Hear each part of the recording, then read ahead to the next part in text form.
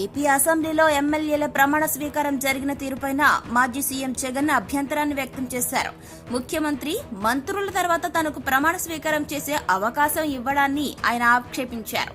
తమకు విపక్ష హోదా ఇవ్వరాదని ముందే నిర్ణయించుకున్నారా అని ప్రశ్నించారు. ముఖ్యమంత్రి మంత్రుల తర్వాత తనతో ప్రమాణం చేయించడం అసెంబ్లీ నియమావళికి విరుద్ధమని పేర్కొన్నారు. ఈ మేరకు Jagan AP assembly speaker Ayyanna పాత్రుడికి లేఖ రాశారు. విపక్షంలో ఎక్కువ సీట్లు ఉన్నవారికే ప్రతిపక్ష హోదా ఇవ్వాలని చట్టంలో స్పష్టంగా పేర్కొన్నారని జగన్ తన లేఖలో పేర్కొన్నారు. అంతే తప్ప ప్రతిపక్ష హోదా ఇవ్వాలంటే 10 సీట్లు ఉండాలని ఎక్కడా చెప్పలేదని స్పష్టం చేశారు.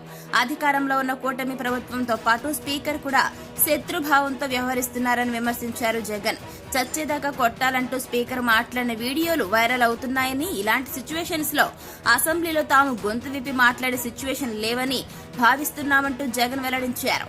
ప్రతిపక్ష హోదా ఉన్నప్పుడే సభా కార్యక్రమాల్లో పాల్గొనేందుకు చట్టబద్ద భాగస్వామ్యం ఉంటుందని, ఈ నేపథ్యంలో తమ లేఖను పరిశీలించి ప్రతిపక్ష హోదాపైన నిర్ణయం తీసుకోవాలని జగన్ స్పీకర్ అయ్యన పాత్రుడిని కోరారు.